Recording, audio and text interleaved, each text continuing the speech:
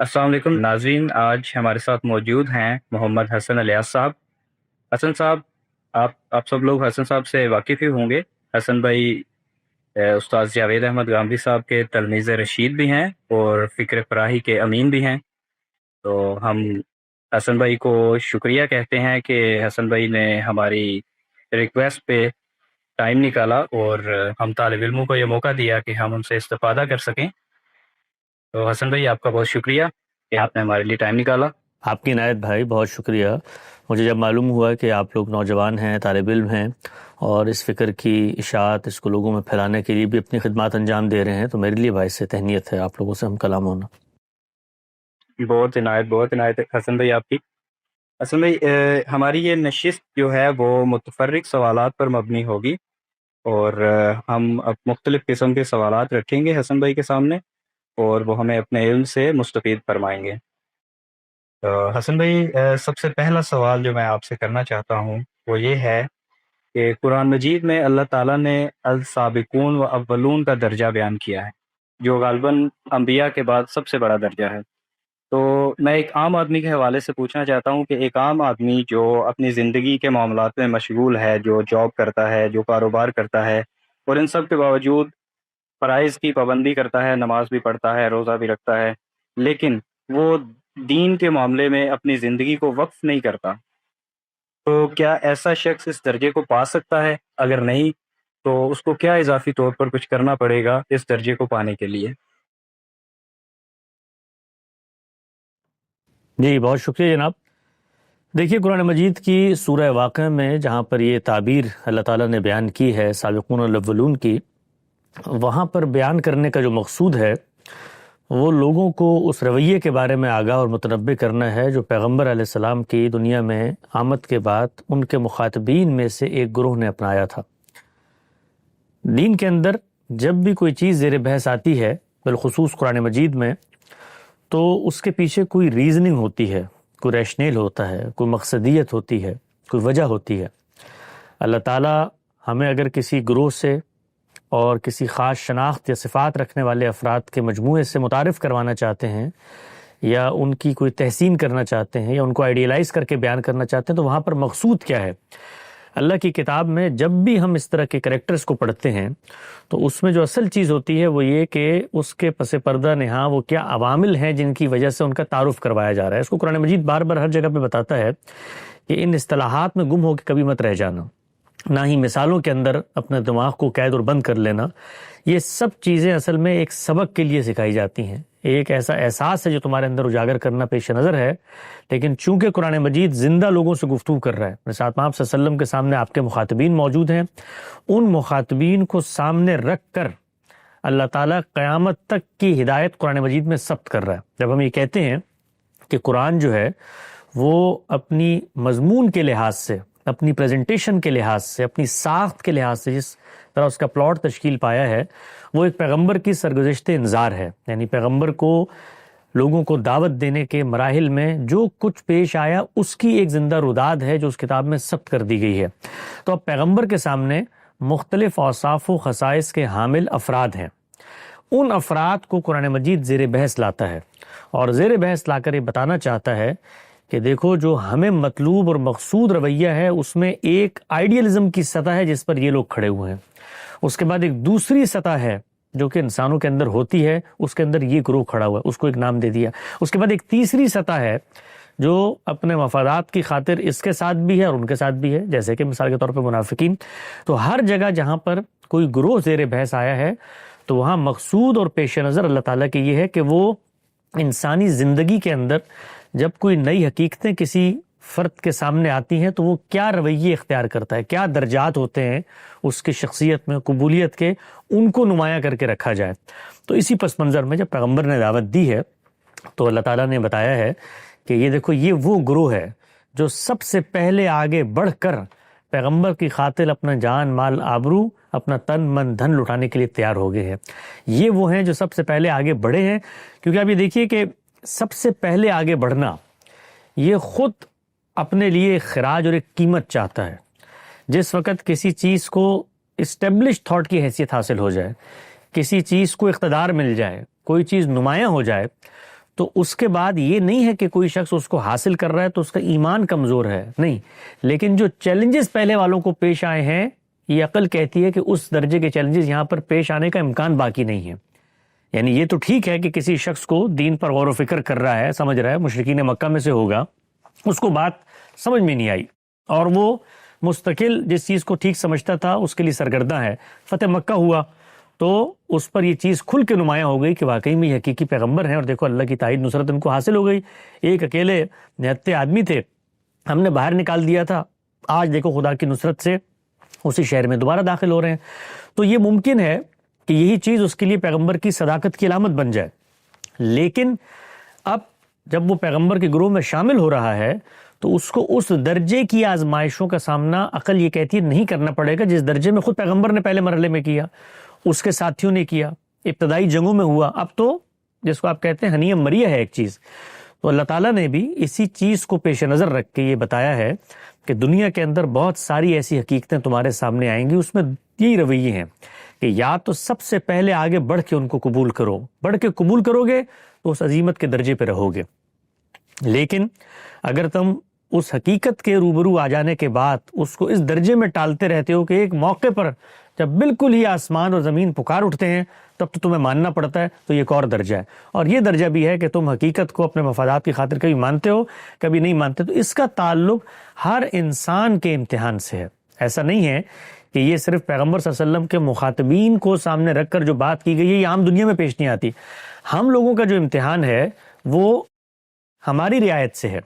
اللہ تعالیٰ نے یہ بات بتا دی ہے کہ ہر انسان کو میں نے دنیا میں آزمائش کے لیے بھیجا، جیسے صحابہ اکرام کو بھیجا تھا ایسے ہی مجھے بھی بھیجا ہے، اور دونوں کے بارے میں یہ فرمایا ہے کہ جن کو جو کچھ دیا گیا ہے اس کے لحاظ سے میں سوال کروں گا۔ لِيَبْلُوَكُمْ فِي مَا آتَاكُمْ، صحابہ اکرام کو پیغمبر ملے تھے تو وہاں پر آزمائش بھی سخت تھی، انعام بھی بہت تھا۔ مجھے پیغمبر نہیں ملے، میری زندگی کے اندر جو میرا پرچہ ہے اس پرچے کے لحاظ سے میری بھی آزمائش سخت ہے اور میرا بھی انعام ہوئی ہے۔ اس کو دیکھیں قرآن مجید نے بیان کیا ہے، کیونکہ یہ بات تو ہم جانتے ہیں نا کہ ہم اپنے انتخاب سے دنیا میں اپنا رول طے نہیں کر سکتے۔ نہ میں یہ کہہ سکتا ہوں کہ جی اللہ تعالیٰ نے مجھے ہی پیغمبر نعوذ باللہ کیوں نہیں بنایا، میں وہ درجات حاصل کر لیتا جو پیغمبر کو آخرت میں ملیں گے۔ نہ میں یہ کہہ سکتا ہوں کہ مجھے صحابی کیوں نہیں بنایا، کاش میں رسول اللہ کے دور میں پیدا ہوتا تو میں اس درجے پہ پہنچ جاتا۔ تو ہر فرد یہ آرزو خواہش رکھتا ہے، لیکن اللہ کی جو اسکیم ہے اس میں یہ انتخاب مجھے نہیں دیا گیا۔ تو جس طریقے سے مجھے پیغمبر نہیں بنایا، مجھے صحابی نہیں بنایا، اسی طریقے سے مجھے شاعر بھی نہیں بنایا، مجھے طبیب بھی نہیں بنایا، مجھے اور جو کنٹمپریری ہزاروں شعبے ان میں بھی اختیار۔ تو گویا میرا انتخاب میں نہیں کرتا، میرا انتخاب خالق کائنات کرتا ہے کہ کس اسٹیج پہ لے جا کر اور کون سا پرچہ اس کے سامنے رکھ کر اس سے حل کروانا ہے۔ اب جب اس کا انتخاب وہ کرتا ہے تو میرا پورا کا پورا امتحان میرے حدود اربع، میرے دائرے کے اندر ہے۔ صحابی کا اس کے حدود اور اس کے دائرے کے اندر تھا۔ اس دائرے میں اگر میں وہ رویہ اختیار کرتا ہوں جو صحابی نے اختیار کیا تو اللہ تعالیٰ یہ کہتے ہیں کہ تم مجھ سے یہ شکوہ کر سکتے تھے کہ جی یہ تو آپ نے مجھے صحابی نہیں بنایا، پیغمبر نہیں بنایا، تو اب میں ان درجات کو کیسے پہنچوں؟ تو اللہ تعالیٰ نے اس کا جواب دیا ہے قرآن مجید میں کہ یہ تمہارا شکوہ تب کارگر ہوتا کہ جب نتیجے میں فرق کر دیتا۔ نتیجے میں میرے ہاں سے کوئی فرق نہیں ہوگا، امتحان میں تو فرق ہوگا اس لیے کہ میرا انتخاب ہے۔ نتیجے میں اگر تم اس رویے پر کھڑے ہوتے ہو تو اللہ تعالیٰ نے قرآن مجید میں بالکل ابتدا میں سورہ بقرہ میں بتا دیا کہ اللہ کا انعام جن کے ساتھ ہوتا ہے، نبیین و صدیقین و شہداء و صالحین، کہ یہ جو چار گروہ ہیں جن کے ساتھ خدا کا انعام ہوتا ہے، خدا کی خاص نعمتوں کا ظہور ہوتا ہے، عنایتیں ہوتی ہیں، تو اگر تم اس رویے پر کھڑے ہو تو قیامت میں تمہیں ان کے ساتھ کھڑا کر دوں گا۔ گویا قیامت میں اگر میں نے اپنی زندگی میں عظیمت کا رویہ اختیار کیا، میں سابقون الاولون میں سے بن گیا جن کو وہ جو حقیقتیں ان کے سامنے پیش کی گئی ہیں ان کو وہ روکنے والے ہیں، تو پھر قیامت میں درجے کے اعتبار سے اللہ تعالیٰ کہتا ہے کہ میں تمہیں پیغمبروں کے ساتھ ان کی مائیت نصیب کر دوں گا۔ تو سابقون الاولون ایک صفت کا بیان ہے، اس صفت کو میں نے اور آپ نے سب نے اپنی اپنی زندگیوں میں اپنانا ہے۔ اگر ہم ان کو اپنائیں گے تو نتیجے کے اعتبار سے جو درجہ ان کو حاصل تھا وہ ہمیں حاصل ہو جائے گا۔ تو حسن بھائی اس لحاظ سے دیکھا جائے تو ہم لوگ صحابہ کرام کی بنسبت زیادہ سہولت میں ہیں، کیا یہ بات ٹھیک ہے؟ اس کو یوں میں بیان کروں گا کہ صحابہ اکرام کا جو معاملہ تھا وہ یہ تھا کہ ان کے ساتھ جو جزا و سزا ہونی ہے وہ دنیا کے اندر ہو جانی ہے۔ ہمارے لیے یہ مہلت رکھ دی گئی ہے کہ ہمارے ساتھ دنیا کے اندر فیصلہ نہیں ہوگا، لیکن جہاں پر ان کو یہ سہولت حاصل تھی کہ دنیا کے اندر مثال کے طور پہ یہ معاملات ان کے ساتھ ہو جاتے تھے، وہاں پر یہ آزمائش بھی ہے کہ اگر وہ نہیں مانتے تو دنیا میں عذاب بھی آتا تھا۔ صحابہ کو جہاں دنیا میں عنایتیں ملی رسول کی مائیت کی وجہ سے، وہاں عذاب کا نوید اور عذاب کا کوڑا بھی برسنے کو تیار تھا۔ تو آزمائش تو سخت ہے، لیکن ہر شخص کی آزمائش اس کے لحاظ سے ہے۔ ان کو اگر یہ پیغمبر کی مائیت ملی تو اس کے ساتھ ساتھ وہ تمام رکاوٹیں بھی موجود تھیں، پورے طریقے سے معاشرے کی رکاوٹیں موجود تھیں، آبا کی روایت موجود تھی، تاریخ موجود تھی، شرک کا پس منظر موجود تھا، اس میں پیغمبر کی موجودگی کے باوصف اس کی طرف التفات کرنا بہت مشکل تھا۔ ہمارا آج کیا معاملہ ہے کہ ہم دنیا کے اندر اسلام کو ایک عالمی تہذیب غلبے کی صورت میں 1000 سال میں دیکھتے چلے آئے، ہمارے خاندانوں میں ہم پیدا ہی مسلمان ہوئے، تو وہ جو پہلا مرحلہ ہے اس سے تو ہم سرے سے گزرتے ہی نہیں ہیں، یہ تو ہمیں ایک نعمت کے طور پہ مل گئی ہے۔ تو اس معاملے میں تو صحابہ اکرام نے ہم سے زیادہ کوشش کی ہے، ان کی آزمائش سخت تھی۔ لیکن اس کے بعد جو دوسرا پہلو آزمائش کا وہ یہ کہ جب کوئی چیز آپ کی روایت بن جاتی ہے، آپ کی تہذیب بن جاتی ہے، معاشرت بن جاتی ہے، اس پہ ایک تاریخی دوام اس کو حاصل ہو جاتا ہے، تو پھر اس کے ساتھ اٹیچمنٹ وہ انسان کا اپنا انتخاب نہیں رہتی۔ تو آپ دیکھیے پھر کیا ہوتا ہے، پھر یہ ہوتا ہے کہ ہم موروثی مسلمان ہوتے ہیں، ہمارے لیے اسلام وہ حقیقت نہیں بنتا، تو آزمائش نتیجے کے اعتبار سے اور بڑھ جاتی۔ آپ یہ دیکھیے نا کہ مثال کے طور پہ میں مسلمان پیدا ہو گیا، کبھی غور و فکر ہی نہیں کیا میں نے کہ بھائی اللہ تعالیٰ ہیں، ان کے پیغمبر ہیں، پیغمبر نے آ کر یہ بات کی، اس سے پہلے شرک کی ظلمتوں میں ہم کھڑے ہوئے تھے، دیکھو ہمارے تمام کی تمام جو نفس کی علائشیں تھی وہ پاک ہو گئیں۔ یہ پورا کا پورا مرحلہ گزرتا ہے تجزیے کا، تحلیل کا، اور دین سے ایک زندہ شعوری تعلق پیدا ہوتا ہے، جیسے صحابہ کرام کا ہوا، کیونکہ حقیقت سامنے کھڑی ہوئی ہے اور گلی بازار میں رقصہ نظر آ رہی ہے۔ لیکن ہم لوگوں کے معاملے میں کیا ہوتا ہے کہ ہم لوگ اس کو ایک روایت کے طور پہ پرسیو کرتے ہیں، تو جب کوئی چیز روایت بن جائے تو اس سے شعوری کنیکشن پھر خود بخود آپ کو پیدا کرنا ہے۔ چنانچہ آپ یہ دیکھیے کہ اتنی بڑی تعداد ہے مسلمانوں کی، کتنے لوگ ہوں گے جن کے ساتھ آپ بیٹھے ہیں جو شعوری طور پہ دین کو سمجھتے ہوں گے، یعنی ان کے لیے خالق کا ہونا ایک مسئلہ ہے، پیغمبر کا ہونا ایک مسئلہ ہے، پیغمبر پر ایمان کے جو تقاضے ہیں اور پیغمبر کی حقانیت اور صداقت کے جو دلائل ہیں وہ ان کے سامنے بالکل روز روشن کی طرح آیا ہے۔ اگر یہ نہ ہو تو شعوری پروسیس سلو ہو جاتا ہے۔ تو ہمارے ساتھ میں آزمائش کے بعد میں یہ کہتا ہوں کہ اس سے بڑی آزمائش ہے، اس سے بڑی آزمائش ہے جو صحابہ کرام کو اس باب میں پیش نظر رکھنی پڑتی تھی، یعنی سامنے پیغمبر موجود تھا، دین اپنی حقیقت میں مجسم ہو چکا تھا، یہاں پر دین ایک روایت بن چکا ہے۔ تو جب روایت بنتا ہے تو پھر تعلق کمزور ہوتا ہے، پھر اس میں آپ کو خود شعوری خود شناسی پیدا کرنی پڑتی ہے تاکہ دوبارہ سے جس روایت کو آپ نے اپنایا ہوا ہے اس کو شعوری طور پہ اپنائیں، اس لیے کہ کچھ جاتا ہوا نظر نہیں آتا، ہم سب کو لگتا ہے ہم تو مسلمان ہیں اور ہمیں بتا دیا جاتا ہے مسلمان جنت میں جائے گا، تو ہمارے ہاں وہ شعوری سفر نہیں ہوتا، تو اس لحاظ سے ہمارا جو امتحان اور آزمائش ہے وہ اور زیادہ سخت ہو جاتی۔ السلام علیکم حسن بھائی۔ وعلیکم السلام۔ سب سے پہلے تو آپ کا بہت شکریہ کہ آپ نے ہم طالب علموں کو وقت دیا۔ تو حسن بھائی میرا پہلا سوال آپ سے یہ ہے کہ یہ جو ہمارے ہاں جو بزرگوں کی کرامتیں بیان کی جاتی ہیں، مثال کے طور پہ نام لیے بغیر، ہمارے کچھ بزرگ جو ہے نا وہ زمین پہ کھڑے ہو کے 7 زمینیں نیچے دیکھ لیتے تھے، اور یہ جملہ بھی بولا جاتا ہے کہ تیل وی کراس۔ تو اس طرح کی باتوں کی اور اس طرح کی جو سپر پاورز ہیں یہ چند ہی لوگوں کو کیوں حاصل ہوتی ہیں؟ دیکھیے پہلی بات تو یہ ہے کہ یہ جو ہم لوگ پڑھتے ہیں نا اپنے لٹریچر میں کہ ہمارے مسلمانوں کی روایت میں بعض ایسے لوگ تھے جن کے پاس اس طرح کی پاورز تھیں۔ آپ دنیا کی کسی بھی مذہب کی تاریخ کو اٹھا لیں اور طالب علم کے طور پہ اس کا جائزہ لیں تو آپ کو اس سے زیادہ بڑی، اس سے زیادہ گہری، اس سے زیادہ حیرت انگیز، اس سے زیادہ ڈیلوژنل، اس سے زیادہ فکشنل، اس سے زیادہ تخیلاتی تجربات آپ کو ان بزرگوں میں نظر آ جائیں گے۔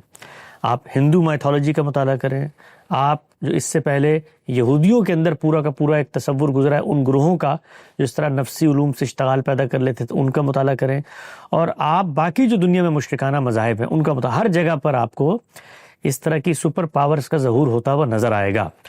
تو اب 2 سوالات پیدا ہوتے ہیں اس طرح کی جب چیز سامنے آتی ہے، چاہے وہ مسلمانوں کی اس تہذیبی تاریخ میں سامنے آئے یا باقی دنیا میں، کہ یہ جو کچھ ہوتا ہے کیا یہ حقیقت میں ہوتا ہے یا جھوٹ ہوتا ہے، یہ پہلا سوال۔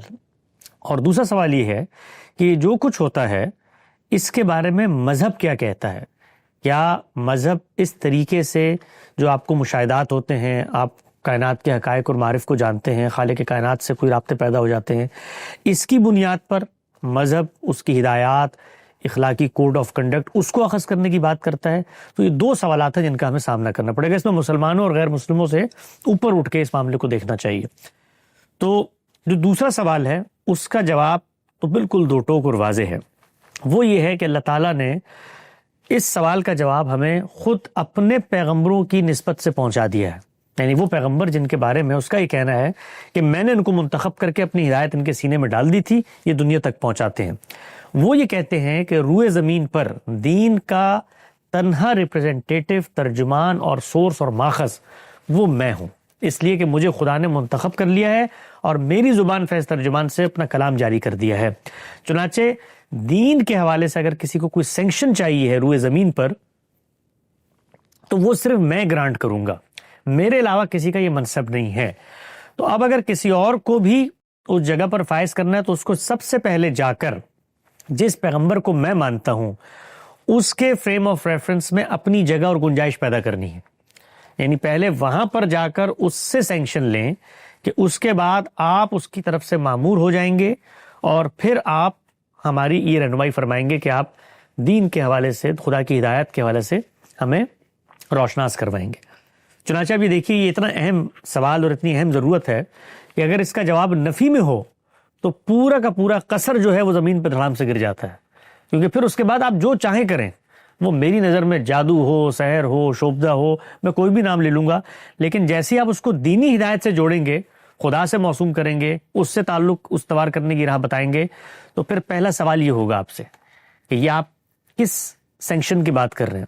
چنانچہ ابھی دیکھیے کہ یہ سوال ہوا اور پھر اس سوال کا انہوں نے سامنا کیا، اور سامنا کرتے ہوئے ان کو پھر یہ کہنا پڑا کہ پیغمبر بھی بالکل ہماری طرح سے ایک پیرل جگہ پہ کھڑے ہوئے. ہم سے آپ کیسے کہتے ہیں کہ ہم جا کر مثال کے طور پہ پیغمبر سے سینکشن لے کر آئیں؟ پیغمبر خود ہمارے ہی مقام اور منصب کا آدمی ہے.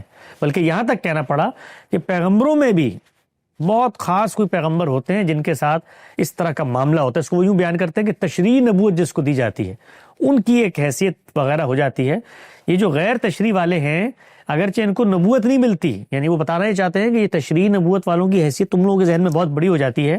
یہ جو غیر تشریح نبوت والے ہیں ان کا علم تشریح نبوت والوں سے زیادہ ہوتا ہے، اور ہم لوگ جو ہیں وہ دراصل غیر تشریح نبوت کے اس سلسلے کے آگے جڑے ہوئے ہیں جن کے پاس کوئی مستقل بذات شریعت تو نہیں ہے. ٹھیک ہے وہ اپنے پیغمبر سے جا کے لے لو، نماز روزہ حج زکوٰۃ وہاں سے جا کے کر لو، لیکن یہ یاد رکھو کہ ایک پورا کا پورا نبوت کا وہ سلسلہ جن کو شرع نہیں دی گئی. اگرچہ یہ بات خود قابل فہم نہیں ہے کہ شرع کیوں نہیں دی گئی، اس لیے کہ پیچھے شریعت موجود تھی.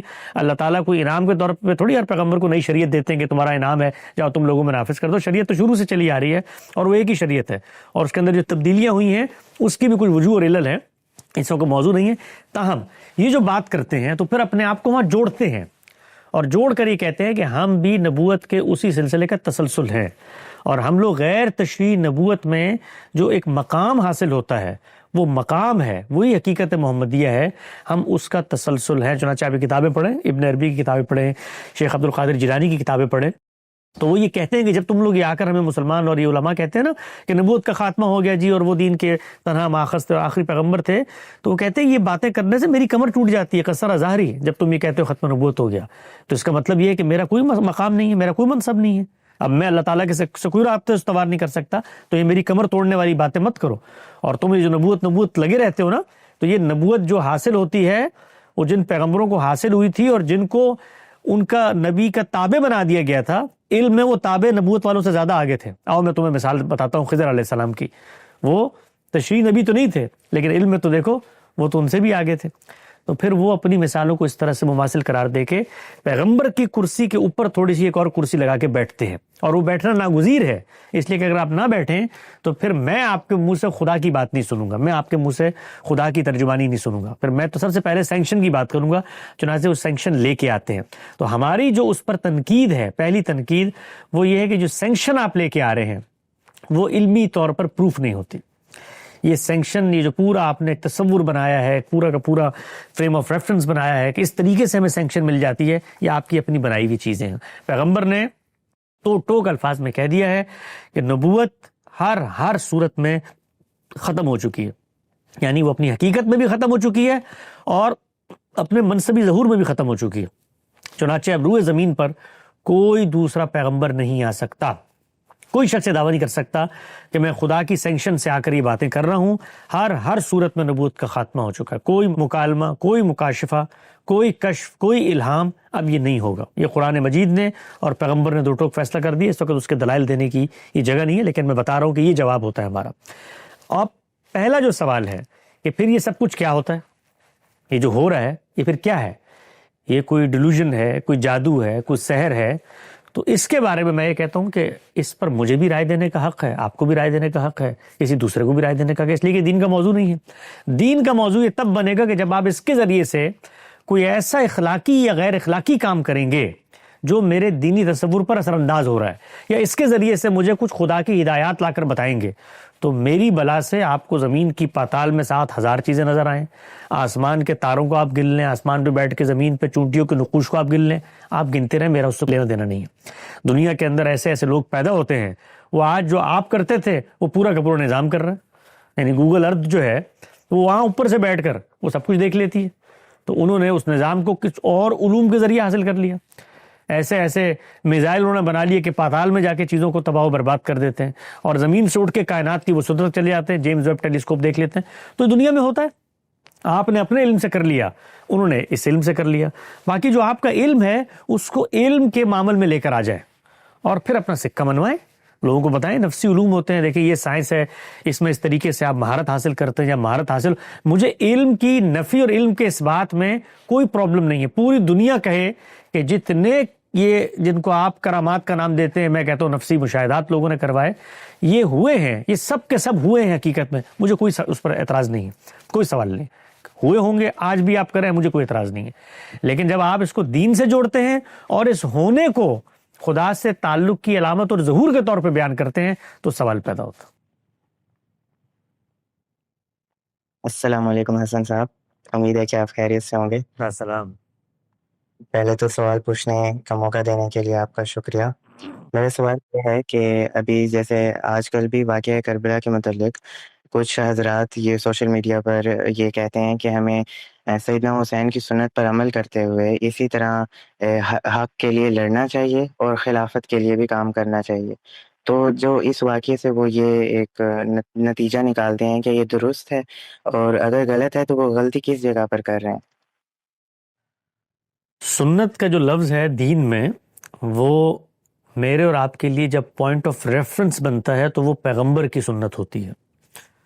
اسی لیے میرا یہ خیال ہے کہ اس لفظ کا استعمال صرف پیغمبر تک ہی خاص رکھنا چاہیے، اگرچہ زبان کی روح سے اس میں کوئی حرج نہیں ہے.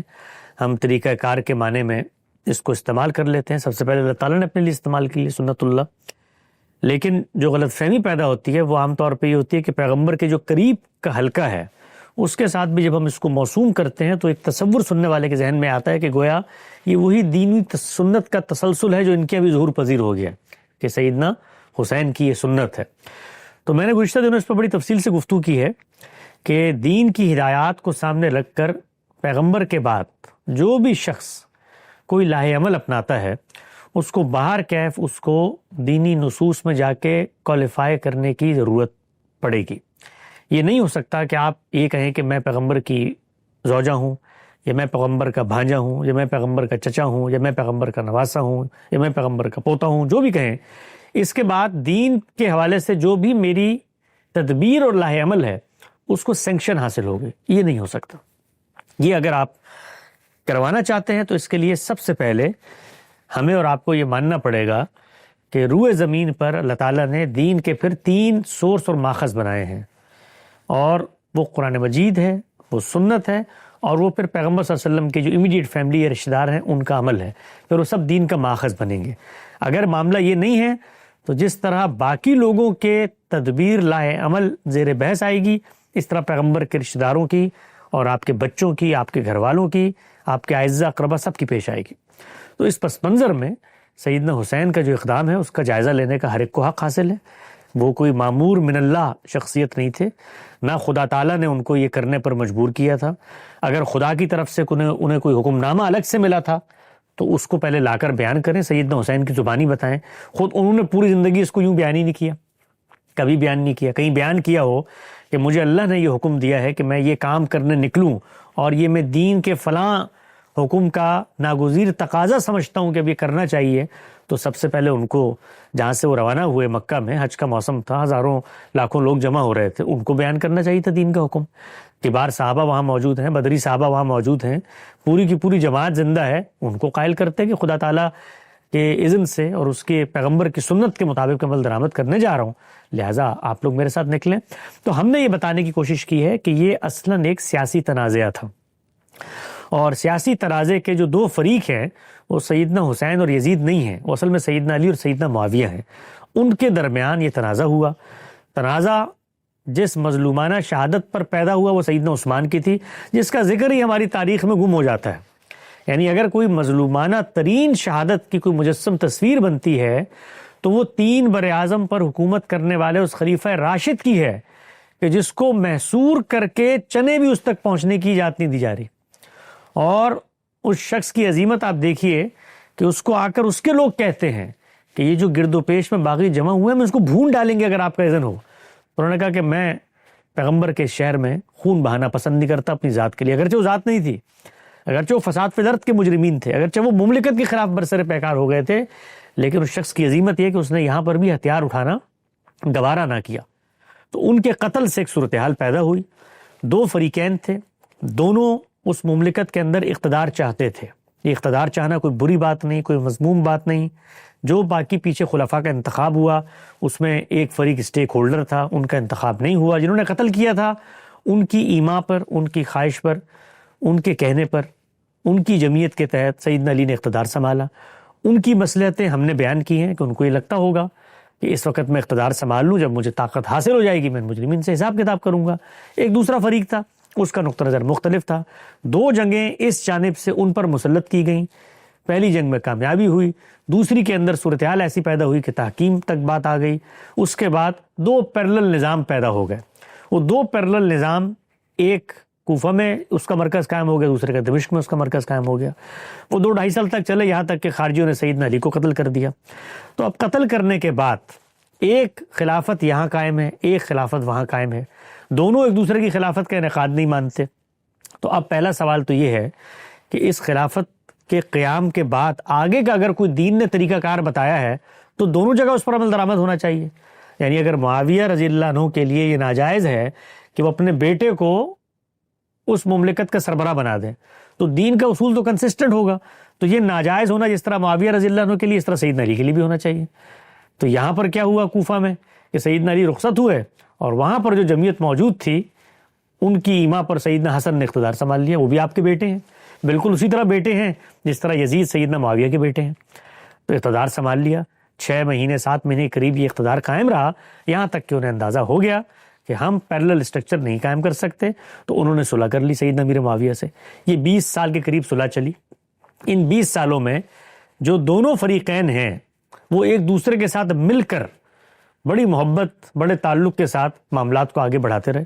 سیدنا علی کی جو دونوں اولادیں ہیں، سیدنا حسین رضی اللہ تعالیٰ عنہ، سیدنا حسن رضی اللہ تعالیٰ عنہ، انہوں نے سیدنا امیر معاویہ سے نہ صرف یہ کہ بیعت کی بلکہ ان کی ریاست کے اندر اپنا ایک رول بھی متعین کیا۔ خود سیدنا حسین کے بارے میں آتا ہے کہ درجن بھر سے زیادہ مہمات ہیں جو سیدنا امیر معاویہ کی خلافت میں انہوں نے انجام دی ہیں، جو جہاد کے لیے مختلف قافلے نکلے ہیں، گروہ نکلے ہیں، افریقہ تک گئے ہیں۔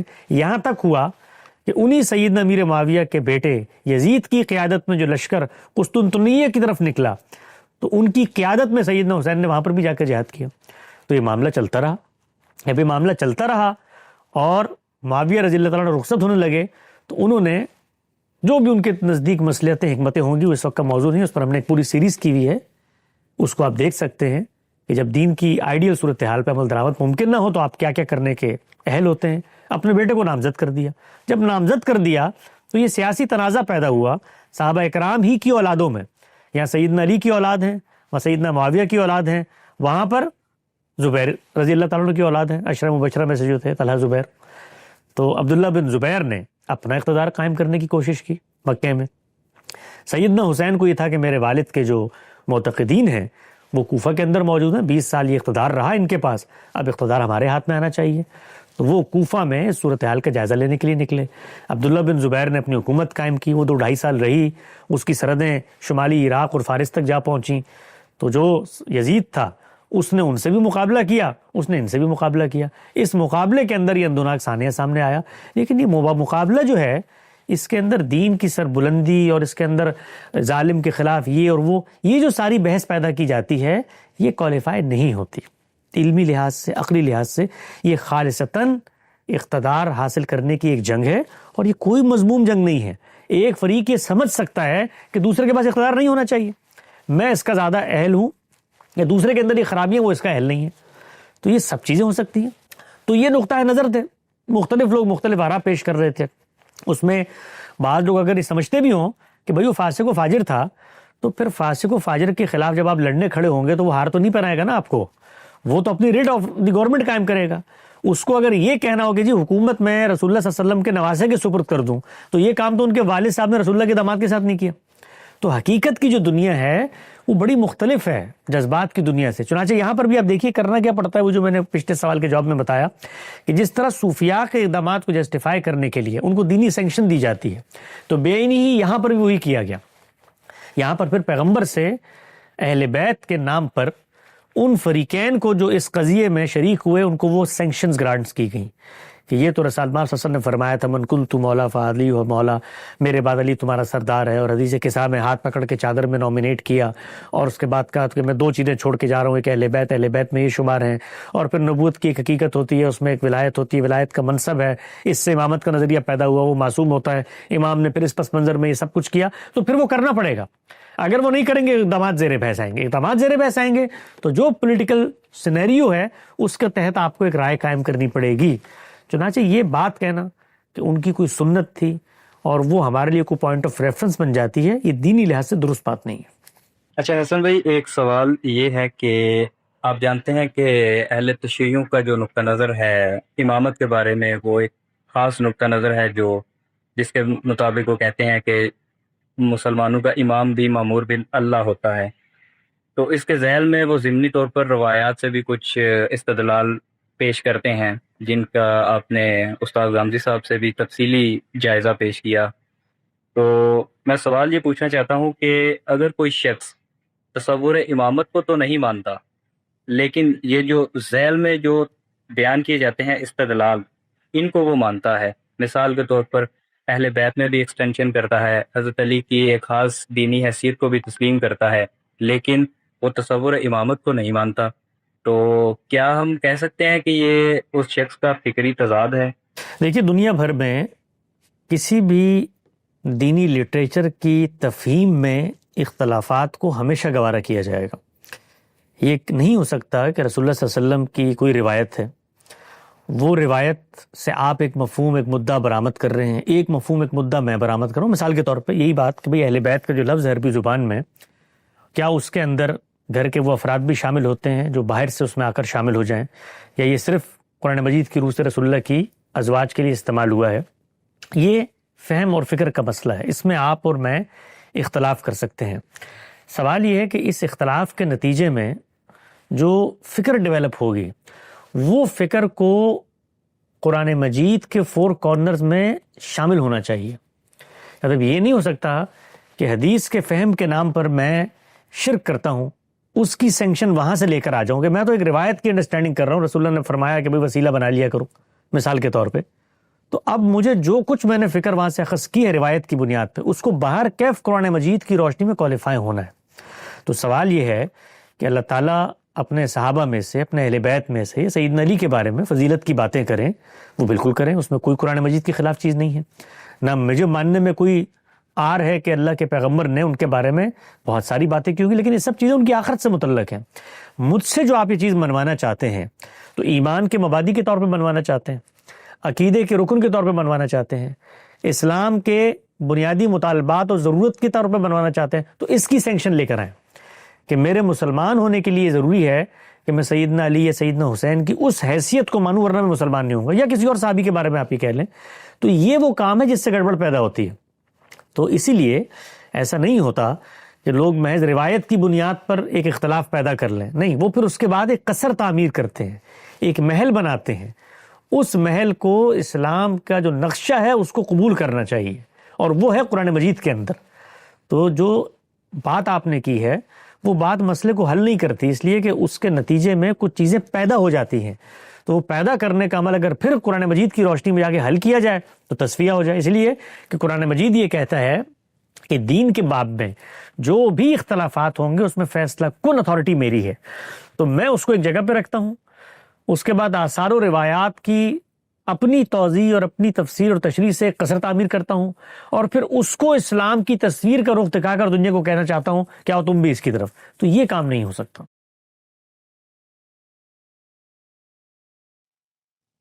حسن صاحب، یہ جو آپ غامدی صاحب ایک حدیث پروجیکٹ پہ کام کر رہے ہیں، تو اس سے ریلیٹڈ یہ پوچھنا تھا کہ اہل تشیع نقطہ نظر کی بھی ان کے پاس بھی روایات کا ایک بڑا ذخیرہ ہے.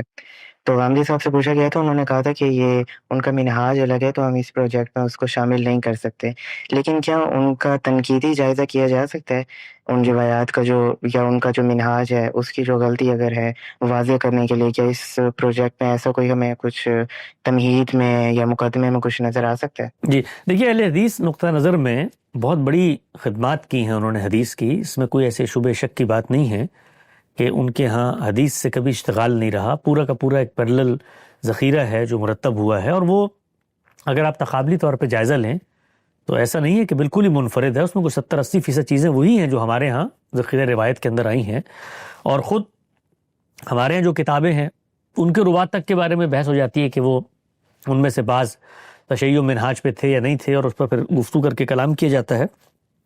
ہمارا جو استفادہ تھا وہ اپنے پروجیکٹ کا جو کارپس ہم نے متعین کیا اس میں نہ لینے کی ایک بڑی بنیادی وجہ ہے. وہ وجہ یہ ہے کہ ان کے اصول حدیث میں جر و تعدیل کے باب میں جو ائمہ کی حیثیت ہے وہ ایک دینی کونیٹیشن میں ڈیولپ ہوئی ہے. لہٰذا وہ ائمہ کو ائمہ معصومین قرار دے کر ان کے اوپر تحقیق کے ان معیارات کا اطلاق نہیں کرتے جو اہل سنت والجماعت کے احباب کرتے ہیں. تو ہم اس کو عقلاً درست سمجھتے ہیں، علمی طور پہ درست سمجھتے ہیں کہ پیغمبر کے بعد یہ سینکشن کسی کو حاصل نہیں ہے کہ وہ کسی بات کو نقل کرتے ہوئے کوئی غلطی نہ کرے، کوئی خطا نہ کرے، اس میں اس کا فہم داخل نہ ہو جائے. ہمارے ہاں تو یہ معاملہ اس درجے عروج پر پہنچ چکا ہے کہ آپ کے لیے شاید یہ بڑے اچنبے کی بات ہو کہ جر و تعدیل کے علماء ان فقہاء اور علماء کے بارے میں جن کو امت میں غیر معمولی درجہ حاصل ہو گیا ہے اس وقت بھی اور اس وقت بھی تھا، ان تک کے بارے میں ان معیارات کو کمزور کرنے پہ آمادہ نہیں ہے، بلکہ ان کا بیلاغ اطلاق کرتے ہیں. آپ سراج الائمہ امام ابو حنیفہ علیہ رحمہ کے بارے میں اگر جر و تعدیل کے علماء کا حکم پڑھ لیں تو یہ واقعہ ہے کہ آپ کے پیر تلے زمین کھنچ جائے گی. یا امام محمد کے بارے میں اگر آپ ان کا حکم پڑھ لیں تو آپ حیران پریشان ہو جائیں گے. ایک ہی جماعت کے لوگ ہیں لیکن وہ کہتے ہیں کہ اس کرائیٹیریے کا اتنا بے لاگ اور بے رحمانہ اطلاق ہم کریں گے کہ اس میں کسی شخص کی عظمت ہمیں روک نہیں سکتی. چنانچہ امام محمد کے بارے میں جو الفاظ جر و تعدیل کے علماء نے لکھے، میں ان کو یہاں دہرانا نہیں چاہتا، بہت سارے عقیدت مندوں کے لیے دل خراشی کا باعث بنیں گے، لیکن وہ اس معاملے میں یعنی اتنے بڑے فقیہ، اتنے بڑے عالم، اتنے بڑے حکیم جنہوں نے دین کی شریعت پر اور ان چیزوں پر اتنی کتابیں لکھی، اتنا کام کیا، وہ حدیث کی سند ان کے منہ سے لینے کو آمادہ نہیں ہے، اس لیے کہ وہ سمجھتے ہیں کہ یہ ان معیار پہ پورا نہیں اترتے اور ہم ویریفائی اس درجے میں نہیں کر پائے ان کو. تو وہاں پر ان کا یہ حال ہے. اور ہمیں یہ لگتا ہے کہ تاریخ کے معاملوں میں جہاں پر عقل یہ کہتی ہے کہ آپ کو اس درجے تحقیق کرنی چاہیے، اہل سنت نے جو منہاج ڈیولپ کیا جر و تعدیل کے باب میں وہ اہل تشیع سے مختلف ہے، اور اہل تشیع کے اس منہاج میں ایک دینی کونیٹیشن شامل ہو گئی ہے، وہ درست نہیں ہے. لہٰذا جب آپ ایک منہاج کو درست سمجھ کے تحقیق کرنے جا رہے ہیں تو یہ نہیں ہو سکتا، یہ سیلف کانٹرڈکٹری ریسرچ ہو جائے گی کہ آپ اسی سے مختلف ایک منہاج کے مٹیریل کو بھی اس کے اندر لے آئیں. تو اس وجہ سے ہم نے جو اہل تشیع کا ذخیرہ ہے اس سے براہ راست اپنے کام میں استفادہ نہیں کیا. تاہم وہ امور جن میں اختلاف ہے، وہ امور جس طرح آپ نے ذکر کیا، خود ان کا تنقیدی یہ ہمارے یہاں بھی ہو رہا ہے. اور ڈاکٹر شہزاد سلیم صاحب نے اپنی کتاب جو جمع قرآن کے اوپر لکھی ہے اس میں تمام شیعہ روایات کا استقصاء بھی کیا ہے، تائید و تنقید کا عمل بھی کیا. اچھا، تو حسن بھائی میرا آپ سے سوال یہ ہے کہ میں خدا سے محبت کیوں کروں؟ یعنی میں ڈر تو جاتا ہوں، اسی لیے میں برائی سے بچتا ہوں اور نیک عمل کرتا ہوں کہ کہیں مجھے جہنم میں نہ ڈالتا ہے، پر میں اس ہستی کے لیے محبت کے جذبات کیسے پیدا کروں جس نے مجھے اتنی بڑی آزمائش میں ڈال دیا؟ ماں کے لیے کیا جذبات ہوتے ہیں آپ کے جب وہ آپ کو آزمائش میں ڈال کے چھوٹی عمر میں صبح صبح سویرے اٹھاتی ہے، نہلاتی ہے، یونیفارم پہناتی ہے اور زبردستی اسکول بھیج دیتی ہے؟ تو بڑے ہو کر کیا جذبات ہوتے ہیں اس ماں کے بارے میں آپ کے لیے؟ یہی کہ انہوں نے ایک اچھی چیز کی ہے، محبت ہوتی ہے۔ محبت ہوتی ہے اس لیے کہ نتیجہ آپ کو نظر آ رہا ہوتا ہے۔ جب آپ کے سامنے نتیجہ واضح ہو جائے تو اگر کسی شخص نے بظاہر آپ کو لگ رہا ہے کہ آپ کے ساتھ زیادتی کر دی ہے، بظاہر لگ رہا ہے، مجھے اور آپ کو ذرا پیچھے پلٹ کے دیکھیں بچپن میں کہ جس وقت بچے ہوتے ہوئے ہمارا دل چاہ رہا ہوتا تھا کہ سردیوں میں ہم اسی گرم بستر و کمبل میں بیٹھے رہیں، اور وہاں سے ماں کی آواز آتی تھی اور تنبیہ اور ڈانٹ آتی تھی اور وہ میں اٹھا کے منہ ہاتھ دھلا کے ناشتہ کرا کے اسکول بھیج دیتی تھی، تو ہمارے کیا جذبات ہوتے تھے اس کے بارے میں؟ اور آج پیچھے پلٹ کے ہم دیکھتے ہیں کہ زندگی میں جب کچھ اسی پڑھنے لکھنے سے حاصل ہو جائے تو اسی ماں کے بارے میں کیا جذبات ہوتے ہیں؟ کیوں پیار کرنا چاہتے ہیں مجھ سے، کیوں محبت کرنا چاہتے ہیں؟ اس لیے کہ نتیجہ ہمیں بتا رہا ہوتا ہے کہ وہ ہمارا خیر خواہ ہے۔ تو اللہ تعالیٰ کیا کہتے ہیں؟ اللہ تعالیٰ کہتے ہیں وَلَن يَرْضَ لِعِبَادِهِ الْكُفْرَ، اے بندے میں راضی نہیں ہوں کہ تو میرا انکار کرے، میں نہیں چاہتا یہ، اور میں نے تو تیرے لیے یہ غیر معمولی نعمتوں کا بندوبست کر رکھا ہے، تو یہ رنگ رنگی تجھے دنیا میں دی، یہ آزادی تجھے دنیا میں نے دی، اور رستے تیرے سامنے کھول دیے، اور یہ بھی بتا دیا تیری فطرت میں پیوست کر کے کہ حقیقت کیا ہے، نیکی کیا ہے، بدی کیا ہے۔ اچھا یہ بھی کم تھا نا، تو پہلا فرد جس کو میں نے دنیا میں بھیجا اس کو بھی پیغمبر بنا دیا، اور ایک لمحے کے لیے دنیا میں پیغمبروں کی دعوت کو ادھر سے ادھر نہیں ہونے دیا، اور تم لوگ پیدا ہوئے ہو تو تاریخ کے اس دور میں جہاں پر میں روز تم سے گفتگو کرتا ہوں قرآن مجید کی صورت میں۔ تو اس سب کے بعد تمہیں بتانا چاہتا ہوں کہ جس زندگی کو تم حقیقی زندگی سمجھتے ہو، یہ حقیقی زندگی کے چند ابتدائی سال ہیں، ان کو میری مرضی کے مطابق گزار دو۔ اس میں آزمائش بھی ہے لیکن بغرض امتحان ہے، اس میں عنایت بھی ہے لیکن بغرض امتحان ہے، تو یہ گزار دو۔ اس کے بعد میں ہاتھ پھیلائے تمہارا منتظر ہوں، اور میں تمہیں اپنی بادشاہت، خدا کیا ہے؟ خدا زمان و مکان سے ماورا ہستی ہے، اس کی بادشاہت بھی ابدی اور ازلی ہے، اس ابدی بادشاہت میں ایک حصہ اپنے ان نیک بندوں کو بھی دے دوں گا کہ جن کو نہ ماضی کا کوئی پچھتاوا ہوگا نہ مستقبل کا اندیشہ، اور وہ حیات جاودہ کی زندگی جنت میں گزاریں گے، تو میں جنت کی ابدی شہریت کے لیے تمہیں مستحق کر کے اپنی خدائی کے ایک درجے میں شریک کر لوں گا کہ تم وہاں پر خود اپنی دنیا خود چلا رہے ہوگے۔ تو اتنا بڑا انعام تمہارے لیے میں نے رکھا ہوا ہے، تو یہ چھوٹی چھوٹی جو تمہیں آزمائشیں پہنچتی ہیں اس میں تم دکھی ہو جاتے ہو، اس میں جزا فضا کرتے ہو۔ اچھا اگر کچھ کرنے کی ہمت ہے، کچھ اور تمہارے سامنے رستہ ہے، اب آپ دیکھیے وہ پہلو جو قرآن مجید میں اس پس منظر میں آتا ہے، اچھا کچھ اور کر سکتے تو لگاؤ نا سیڑھیاں آسمان پر اور جاؤ اور نکال کے لے آؤ جو تم حل کر سکتے ہو، تو دو نا موت شکست کو، تو پھر میں دیکھتا ہوں کہ میرے علاوہ بھی کوئی ہے۔ تو یہ وہ پہلو ہے جس سے خدا ہر سطح پر آپ کو متوجہ کرتا ہے، کہیں رحمت، شفقت، کہیں نتیجہ دکھا کر، کہیں ڈرا کر کہ اچھا لگانا ہے ہاتھ بجلی کے کھمبے کو تو پھر لگا کر دیکھو تمہارے ساتھ انجام کیا ہوگا، دیکھ لو ہم تمہیں بشارت سناتے ہیں کہ تم خس و خاشاک کی طرح بکھر جاؤ گے یہاں پر۔ تو اس پس منظر میں جب آپ خدا کو ایک زندہ ہستی کے طور پہ دیکھتے ہیں تو یہ ہو نہیں سکتا کہ آپ کے ورلڈ ویو درست جگہ پر آ جائے اور پھر خدا سے محبت پیدا نہ ہو۔ بہت پیارا حسن بھائی، آپ کی اس بات نے میرے دل چھو لیا، قسم سے۔ اچھا حسن بھائی، ایک سوال کیا گیا ہے، سوال تو تھوڑا عجیب سا ہے لیکن کسی کی کنفیوژن دور کرنے کے لیے پوچھنا تو پڑے گا۔ سوال یہ ہے کہ کیا جنت میں آزادانہ جنسی تعلقات جائز ہوں گے؟ کیونکہ دنیا میں تو ہم دیکھتے ہیں کہ یہاں پہ خاندان کا ادارہ قائم کرنے کی ضرورت ہوتی ہے، کیونکہ انسان کے بچے اور بوڑھوں کے لیے ایک حفاظت چاہیے ہوتی ہے، تو اس لیے یہ ادارہ قائم کرنے کی ضرورت ہے، لیکن جنت میں یہ احتیاج باقی نہیں رہے گی، تو کیا وہاں بھی اس بات کی پابندی ہوگی کہ لوگ آزادانہ جنسی تعلقات سے پرہیز کریں؟ جس وقت وہ ضرورت ختم ہو جائے گی تو پابندی کو بھی آپ اصلاً اٹھ جانا چاہیے، اس لیے کہ دنیا کے اندر یہ پابندی لگانے کی ایک وجہ ہے کہ خدا اس دنیا میں جو اسکیم روبہ عمل کرنا چاہتے ہیں وہ چونکہ انسانوں کی موجودگی میں ہی قابل عمل رہتی ہے، اور اللہ نے اپنی اسکیم پوری کرنے کے لیے خود انسان کو اس اسکیم میں داخل کرنے کا ذریعہ بنا لیا ہے۔ گویا ہم ہی بچے پیدا کریں گے، ہم ہی انہیں شعور دیں گے، وہ ایک خاص سطح پہ پہنچیں گے تو ان کا امتحان ہوگا اور پھر اس کے بعد وہ رخصت ہو جائیں گے۔ تو خدا تعالیٰ کی اسکیم کا ناگزیر تقاضا یہ کہ خاندان کا ادارہ ہو بچے پیدا ہوں تو ان کی پرورش پرداخت ہو، ایک سطح پر پہنچیں، شعوری طور پہ امتحان میں شریک ہوں اور دنیا سے رخصت ہو جائیں۔ تو اگر یہ امتحان باقی نہیں رہے گا کہ آپ نے لوگوں کو اس آزمائش سے گزارنا ہے جس کی وجہ سے بچوں کو پیدا کرنا تھا، جس کی وجہ سے آپ نے ایک عورت کے ساتھ مل کر رہنا تھا تاکہ ان بچوں کی تربیت ہو سکے، تاکہ وہ بشعور انسان کی حیثیت سے دنیا کے سٹیج پر آئیں، تو جب یہ ضرورت ختم ہو جائے گی تو اس پابندی کو بھی پیش نظر نہیں رہنا چاہیے۔ لیکن جنت جو ہے وہ میرے آپ کے ریاضیاتی تخیلات کا مجموعہ نہیں ہے، اس میں لوگ اپنی ہستی، اپنے وجود کو لے کر جائیں گے۔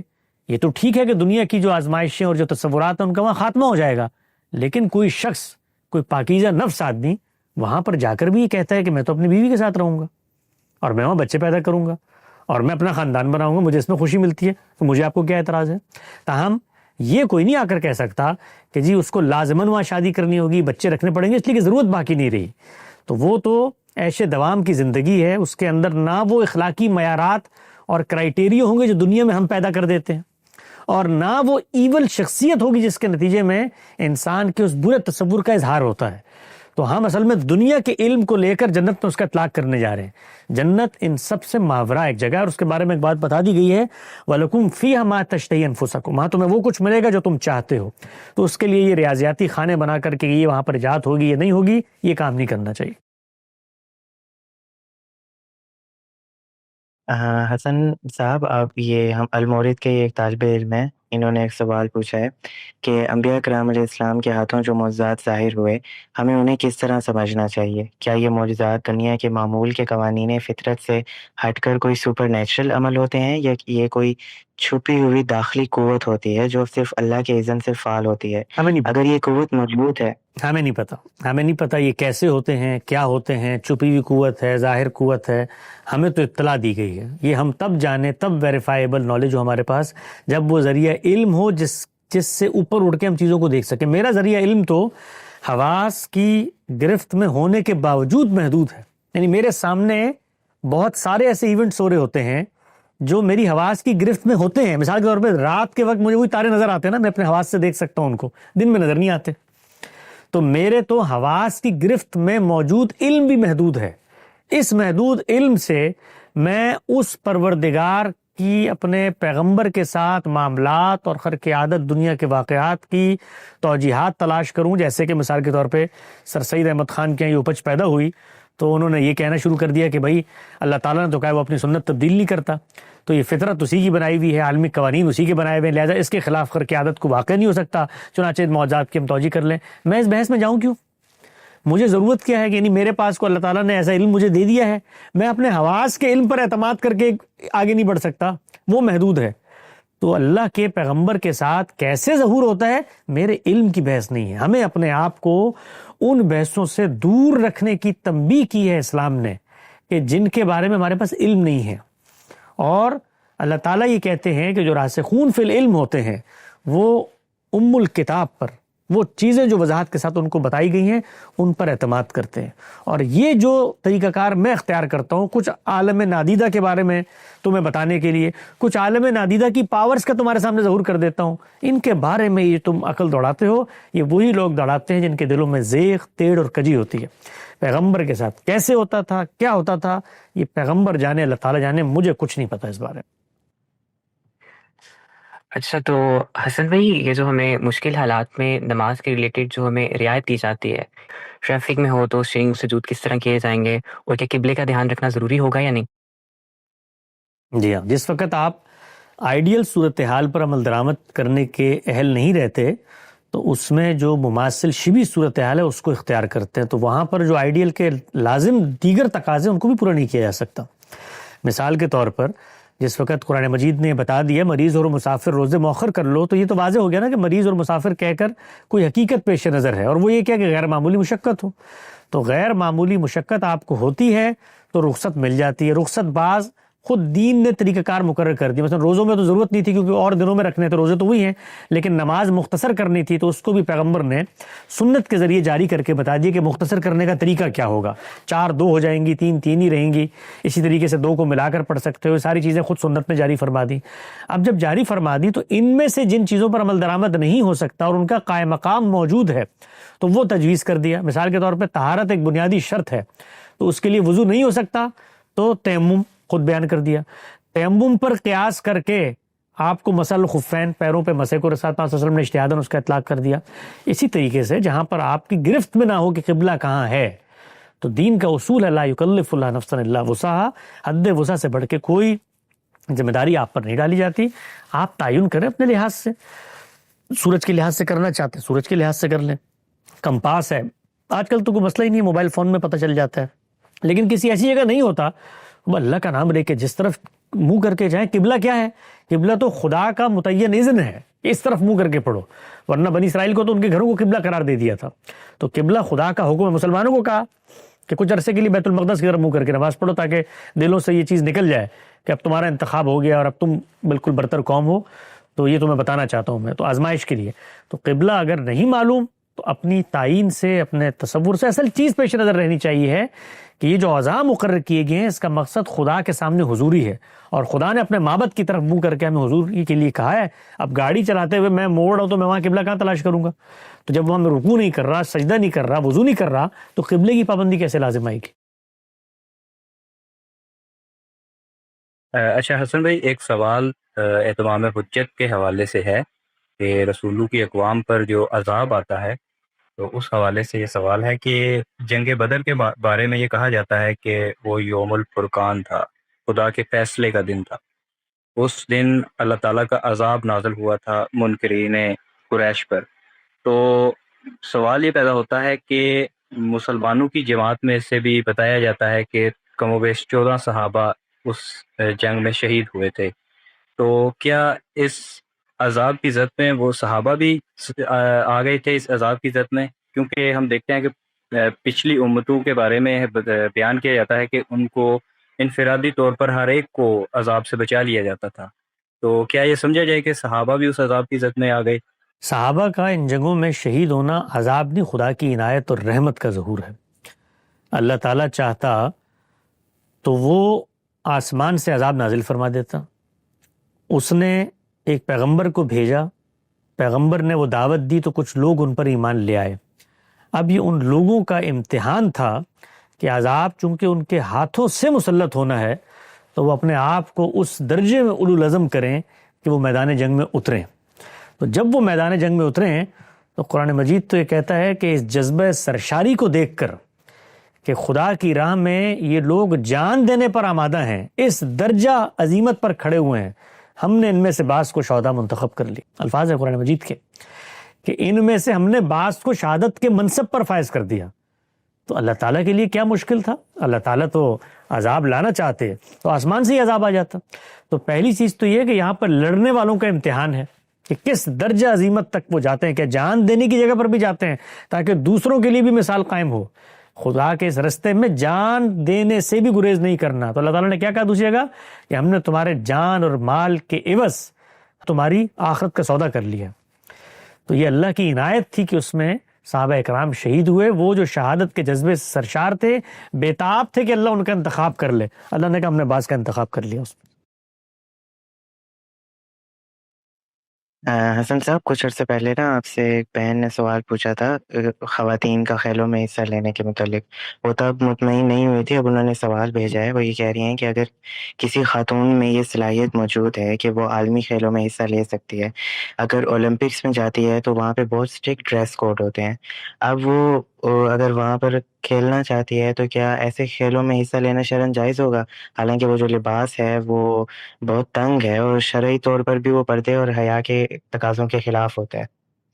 تو ایک خاتون کو اگر بہت اچھا رشتہ ملتا ہے ایک آدمی کا کہ جو ارب پتی ہے، دنیا پہ حکومت کر رہا ہے، لیکن اپنے کریکٹر کے لحاظ سے تھوڑا سا کمزور ہے، شراب بھی پی لیتا ہے، کبھی زنا بھی کر لیتا ہے، تو عورت اس کے بارے میں انتخاب کرتے ہوئے کیا کرائٹیریا سامنے رکھے گی؟ نہیں کرے گی نا. اگرچہ بہت فوائد اس کو حاصل ہو رہے ہوں، کیوں نہیں کرے گی؟ اس لیے نہیں کرے گی کہ اس کے دل میں جن چیزوں کی اہمیت ہے اس کے لیے وہ ان بڑے گولز، بڑی آسائشوں کی بھی قربانی دے گی. تو یہ تو دنیا کا امتحان ہے. تو اگر اولمپکس میں آپ اس درجے میں پہنچنا چاہتے ہیں جہاں پر آپ کو اپنے ویلیوز کو کمپرومائز کرنا ہے، تو اگر آپ کمپرومائز کرنے پر آمادہ ہیں تو سوال کیوں کر رہی ہیں؟ اور اگر ویلیوز کی دل میں کوئی اہمیت ہے تو ان کی بڑے ہونے سے کوئی فرق نہیں پڑتا. میرا امتحان اولمپک کا میڈل جیت کے دنیا میں نہیں آگے بڑھنا، میرا امتحان اخلاقی امتحان ہے. تو اخلاقی امتحان میری ذات کی حد تک ہو تو وہاں پر میں ترجیحات بھی قائم کرتا ہوں یا نہیں کرتا. اگر کرتا ہوں تو پھر اس طرح کے معاملات میں بھی کرنی چاہیے. مطلب کیا ہو جاتا ہے کبھی کبھی ہمیں کہ میں اپنے ویلیو سسٹم کو پیچھے رکھ کر یہ قربان کرنے پہ تیار ہو جاؤں چونکہ مجھے ایک سونے کا تمغہ ملے گا عالمی کھیلوں میں جیت کے. مسلمان اور بندہ مومن کا جو ایمان ہے، اس کا جو ورلڈ ویو ہے، اس کا جو ویلیو سسٹم ہے، اس میں یہ کمپرومائزز نہیں ہوتے. اگر یہ کمپرومائز کرنا ہے تو پھر ہر سطح پہ کریں. یہاں پر اس پہ کر لیں، وہاں کسی چور سے شادی کر لیں، وہاں کسی کا غبن کا مال کھا لیں، وہ کہیں جی اس سے مجھے بڑا فائدہ ہو رہا ہے. تو یہ نہیں ہوتا دنیا کے اندر. دنیا میں آپ کانسیکوینسز کو سامنے رکھ کے ڈیسیجنز لیتے ہیں. میں اگر کسی چیز کو اخلاقی طور پہ درست نہیں سمجھتا تو کیوں نہیں سمجھتا، اس کا ایک کانسیکوینس ہے. فرق کیا پڑتا ہے؟ فرق تو آدمی کپڑے پہن لے اور کپڑے اتار دے، کوئی فرق نہیں پڑتا. جسم تو وہی ہے، فرق کانسیکوینسز سے پڑتا ہے. میرے خالق نے مجھے منع کر دیا کہ شرمگاہوں کا اظہار نہیں ہونا چاہیے. تو اب اگر کسی اسپورٹ میں ایسا ہوتا ہے تو میں اس اسپورٹ کو جوتے کی نوک پہ رکھوں گا. اچھا، تو حسن بھائی، جس طرح آپ ٹھنڈے دل و دماغ سے گفتگو کرتے ہیں، اور ابرار بھائی کے چینل پہ بھی ہم نے دیکھا ہے کہ آپ ہیٹی ڈبیٹس میں بھی آئے ہیں، اس میں بھی ہم نے دیکھا ہے کہ آپ کی طرف سے کبھی کوئی غلط الفاظ کا چناؤ نہیں ہوتا، ہمیشہ کمال ہی الفاظ آپ چنتے ہیں. تو اس طرح کا لہجہ اور آپ غصے میں نہیں آتے، یہ چیز میں اپنے اندر کیسے پیدا کر سکتا ہوں؟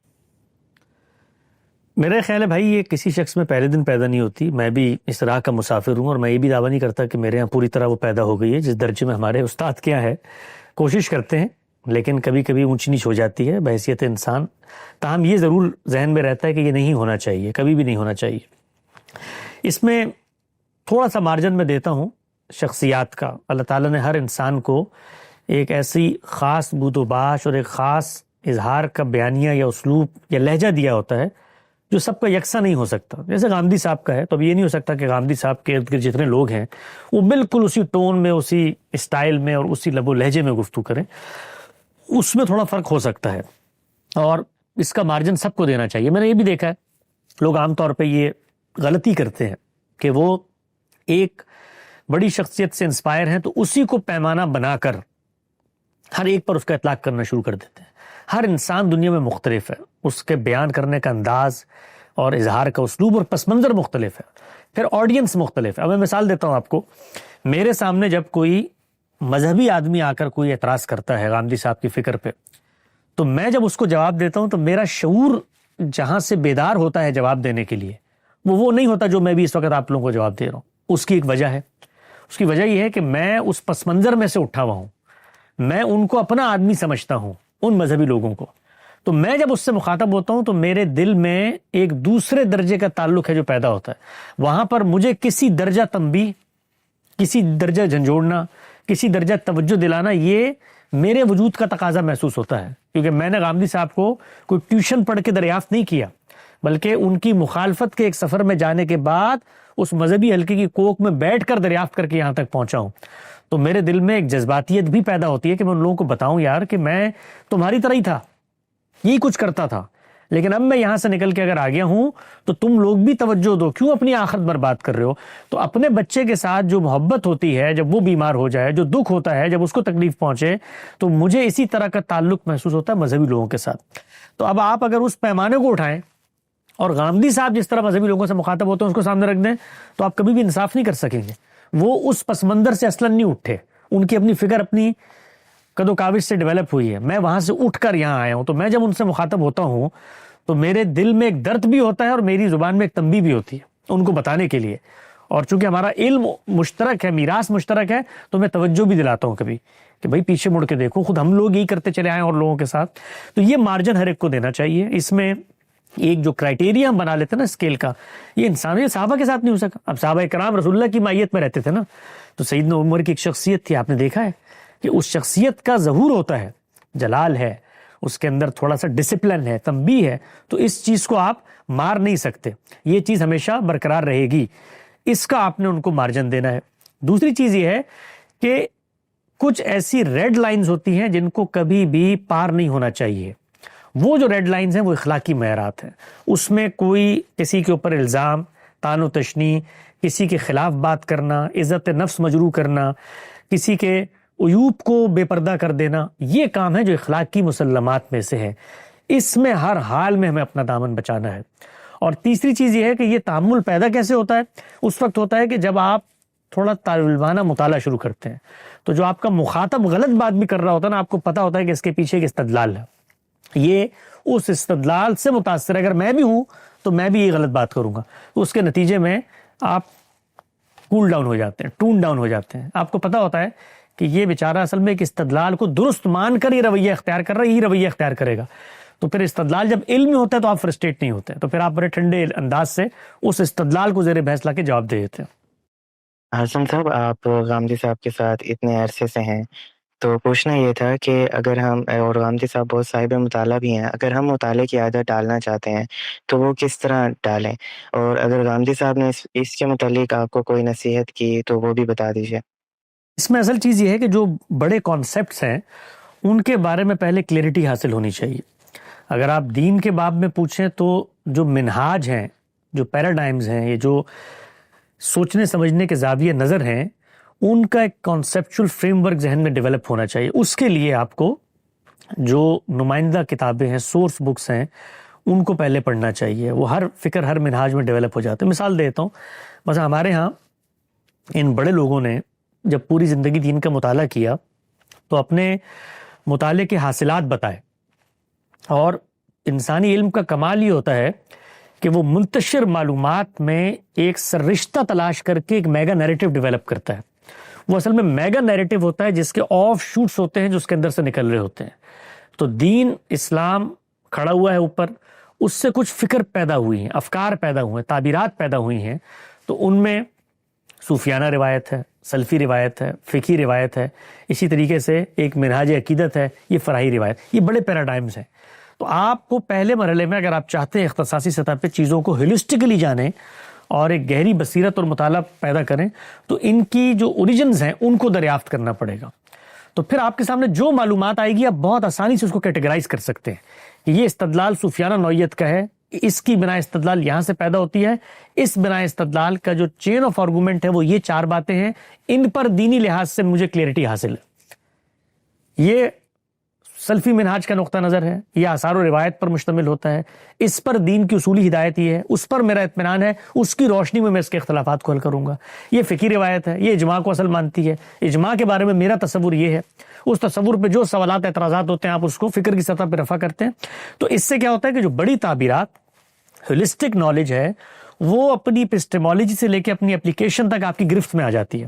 پھر باقی چیزیں جو ہوتی ہیں وہ اپلائیڈ ہوتی ہیں، ان پر پھر آپ نے اپنے ان پرنسپلز کا اطلاق کرنا ہوتا ہے. اس میں بھی ظاہری بات ہے محنت کرنی پڑتی ہے، اس میں 15-20 سال آدمی کو لگتے ہیں کہ وہ اس اپلیکیشن کے مرحلے سے گزرے، چونکہ اپلیکیشن نئی سے نئی آئے گی، لیکن آپ کا جو میٹر ہے، اسکیل ہے، اس کو درست ہونا چاہیے. تو یہ اپلائیڈ اسٹڈیز ہے، بیسیکلی جو دین کی اسٹڈیز ہیں یہ اپلائیڈ اسٹڈیز ہیں. اس میں شروع کے 2-3 سال بیسک جو آپ کا ڈیولپمنٹ ہوتی ہے لینگویجز کی، چیزوں کی، اور جو سورس آف نالج تک رسائی کا عمل ہے وہ ہو جائے تو پھر آپ اپلیکیشن میں چلے جائیں. تو اس سے پھر آپ کو علم نافع، حقیقی علم حاصل ہونا شروع ہو جاتا. جی بہت شکریہ. اور بس ایک یہ پوچھنا تھا کہ حدیث کی کتاب کب شائع ہوگی؟ آپ نے پچھلے دسمبر کا کہا تھا. جی اصل میں کتاب جب شائع کرنے کے لیے آدمی بیٹھتا ہے، خاص طور پہ وہ غامدی صاحب کی کتاب ہو، تو غامدی صاحب کا معاملہ یہ کہ چھپنے کوئی چیز جاری ہو تو یہ عام تحریریں جو ہماری حدیث کا ہم کام کرتے ہیں ان کی خدمت میں پیش کرتے ہیں، اس پہ حواشی لکھتے ہیں، پھر آتے ہیں جاتے ہیں، یہ کام ایک ایک روایت پہ کبھی کبھی 20 سے زائد دفعہ ہوتا ہے. یعنی پوری تحقیق کر کے ان کی خدمت میں رکھی ہے، انہوں نے اس پہ لکھ دیا ہے، پھر کچھ سوال اٹھایا ہے، وہ ہمارے پاس آیا، پھر دوبارہ کیا. تو اتنا محنت طلب یہ کام ہوتا ہے. خیر 10 سال سے ہم یہ کر رہے تھے، ایک بڑے ذخیرے پر یہ کام ہو گیا. تو جب کتاب کو چھاپنے کی باری آئی تو جب سارا کام سامنے رکھتے ہیں تو پھر کچھ سوالات پیدا ہو جاتے ہیں کہ اس کام میں پریزنٹیشن کی کچھ اور بہتری کی جائے. تو کافی سارے ابواب ہیں، تو یہ ذہن میں ایک تصور پیدا ہوا کہ ان سب کا بھی ایک مختصر جامع تعارف ہونا چاہیے. تو پھر اتنے ابواب تھے 70-80 کے قریب، ان سب کا الگ سے تعارف لکھا گیا. پھر اس تعارف کی تنقیح کا مراحل تھا. بہرکیف کتاب کو پھر چھاپنے کے لیے جب بیٹھے، اس کو اس کے اندر جو اس کے مسائل ہیں، چیزیں، پریزنٹیشن، خوبصورتی، پھر پڑھتے ہوئے کچھ گیپس نمایاں ہوتے ہیں. ابھی صورتحال یہ ہے کتاب کی کہ وہ پریس میں ہے اور ہماری طرف سے فائنل ہو چکی ہے اور اس کی ڈمی بھی ایک دفعہ سامنے آ چکی ہے. جو پریس میں چھپنے سے پہلے آتی ہے. تو مجھے پوری امید ہے انشاءاللہ کہ اگلے 2-3 ہفتے میں وہ کتاب آ جانی چاہیے. وہ پریس میں ہے اس وقت, چھپ رہی ہے یعنی. اچھا، تو حسن بھائی آپ نے پہلے بھی کئی دفعہ مجھے اس بات پہ توجہ دلائی ہے کہ مجھے اس طرح کے سوال اٹھانے چاہیے جس کا اللہ تعالیٰ نے مجھے علم دیا. یعنی آپ سے میں نے تخت بلقیس کا سوال کیا تھا، تو میں آپ سے یہ جاننا چاہتا ہوں کہ کون سی ایسی چیزیں ہیں جن کے اوپر مجھے تحقیق کرنی چاہیے اور کون سی ایسی چیزیں ہیں جو میرے علم کے اندر آتی ہیں. ان چیزوں کی تحقیق ہم ضرور کریں جو چیزیں ہماری زندگی سے متعلق ہیں اور اس پر ہماری آخرت کا انحصار ہے. دین کے پس منظر میں بات کروں، دنیا میں تو آپ ہر چیز پہ چاہیں تحقیق کریں، اس میں کوئی پرابلم کی بات نہیں. دین کے باب میں، اور اللہ نے بتا دیا ہے کہ دین کے باب میں جہاں پر کھڑا ہوا ہوں وہ تمہارے زمان و مکان سے ماورا کی دنیا ہے. وہاں پر کھڑے ہو کر جو میں حقائق پیش کرتا ہوں اس تک تم رسائی عملاً حاصل ہی نہیں کر سکتے. بھئی جنت میں نے بھی بنائی نہیں ہے، میں اس کی ایک تصویر تمہیں کھینچ کے دے رہا ہوں، تمہیں کیا شعور ہوگا؟ تو نادیدہ عالم کے حقائق کو ہمیشہ میں تمہارے علم کی رعایت سے بیان کرتا ہوں، کیونکہ تم وہ علم نہیں رکھتے کہ ان چیزوں کا حقیقی ادراک کر سکو. تو مجھے یہ ذریعہ اختیار کرنا پڑتا ہے. اس میں تم جو مقصود ہے اس کو حاصل کرو، اس کے اندر مت جاؤ کہ جہنم میں آگ بھی ہوگی اور مثال کے طور پہ برگد کا درخت بھی ہوگا تو آگ تو اس کو جلا دے گی، تو پھر کیا ہوگا؟ یہ تمہارے غور و فکر کا کام نہیں ہے. ہم وہ جس طرح آگ بنائیں گے، جیسی چمڑی بنائیں گے، وہ تمہیں وہاں پتہ چل جائے گا. اس سے سینس حاصل کرو کہ تمہیں وہاں پر سخت عذاب ہونے والا ہے. یہ ہے مقصود. ان میں الجھ جاؤ گے مثالوں میں تو تم فیصلہ نہیں کر پاؤ گے، اس لیے کہ تمہارے پاس تو علم ہی نہیں ہے. تو جو امہات ہیں، جو اصل ہے، جو ام الکتاب ہے، وہ خدا کا وہ کرائٹیریا ہے. اس پر غور و فکر ہو، اس پر تدبر ہو کہ اس پر ہم کتنا عمل پیرا ہیں. اور باقی دین کے علماء ظاہری بات ہے قرآن مجید کے اندر اترتے ہیں، ان کے غور و فکر کی جو اپج ہے اس کا دائرہ قرآن مجید کی انڈرسٹینڈنگ پر منحصر ہونا چاہیے. یہ ہمارے یہاں جو صوفیہ حضرات ہیں انہوں نے کائنات کو حل کرنے کی کوشش کی، خدا کی معاملات کو حل کرنے کی کوشش کی، جس سے خدا نے دور رہنے کا کہا، متشابہات. لیکن جہاں غور کرنا تھا، جس پہ پوری امت نے اس چیز کو بھلا دیا، وہ تھا قرآن مجید پر تدبر، علمی تدبر. یہ قرآن مجید میں لفظ آیا ہے، یہ لفظ کیسے اوریجنیٹ ہوا، اس کے کیا معنی ہیں، کیا شیڈز ہیں، کلام میں اس کی تالیفی حیثیت کیا ہے، سیاق و سباق کیا ہے، اس پر غور و فکر ہو. یعنی کلام کو محور و مرکز بنایا جائے تو اس سے پھر آپ کو حقیقی علم حاصل ہوگا اور کائنات کے وہ مسائل حل ہوں گے جو وہ کتاب کہتی ہے کہ تمہارے تصور میں نہیں ہے. یہ جو نئی نئی چیزیں آ رہی ہیں، کبھی آپ غامدی صاحب کی زبانی جب سنتے ہیں حیرانی ہو جاتی ہے، قرآن مجید کے اندر یہ چیزیں بھی موجود تھیں.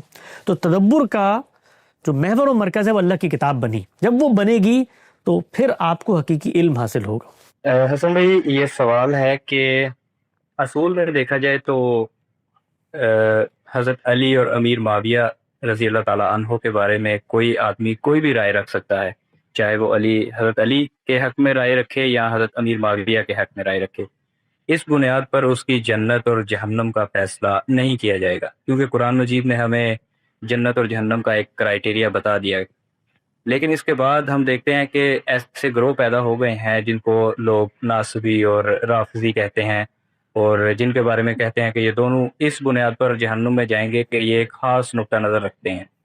تو کیا ان گروہوں کی یا اس طرح کے نقطہ نظر رکھنے میں اس سزا کی کیا کوئی حیثیت ہے دین میں، یا واقعی ایسا ہو سکتا ہے؟ وہی سوال پوچھیں گے ہم ان سے کہ آپ دینی لحاظ سے ایک دعویٰ کر رہے ہیں، چونکہ آخرت آپ نے تو دینی نہیں ہے، آپ تو خدا نہیں ہیں، اور خدا نہ خواستہ آپ خدا نعوذ باللہ بن جاتے تو آپ تو اپنے مسلک کے چند بزرگوں کے علاوہ کسی کو جنت کی طرف منہ کرتے ہوئے بھی نہ دیکھتے.